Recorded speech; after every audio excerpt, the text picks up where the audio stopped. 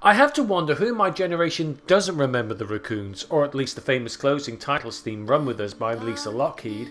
It's such a cult piece of the 80s culture it's impossible not to. It's very much like Max Headroom in many ways.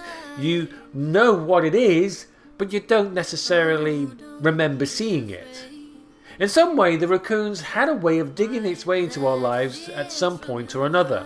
It's not up there with the widely remembered famous cartoons of the times like Transformers, G.I. Joe or The Smurfs.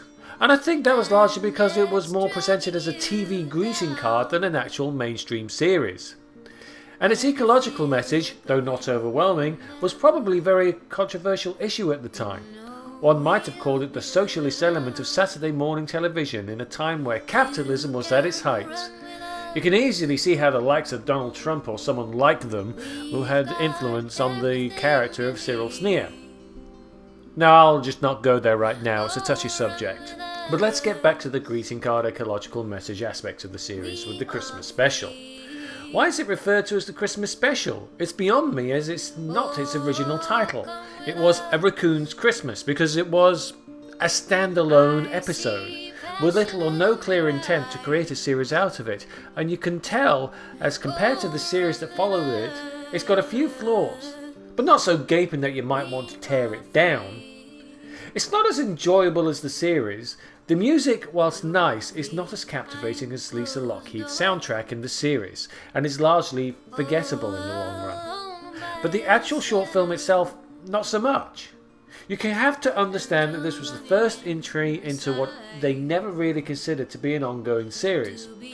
Or at least not to my knowledge. I'm doing deeper research as we go.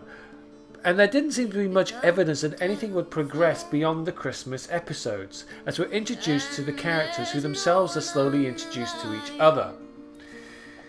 It's hard to tell if there's a boundary between the dreams of the children and the real world, as at the end the two seem to be somewhat connected and it's unexplained, leaving way too many questions unanswered than satisfactory.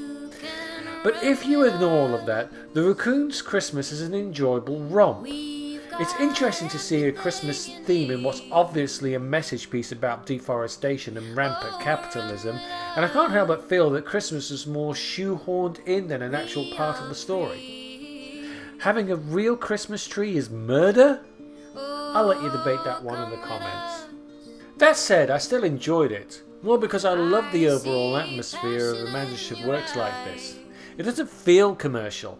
The music gives it a beautiful but eerie edge, and the originality is breathtaking compared to its commercialised forebears. I'm going to tell you that you'll either love it or hate it. Personally, I like it. But it's just not the same without Lisa Lockheed.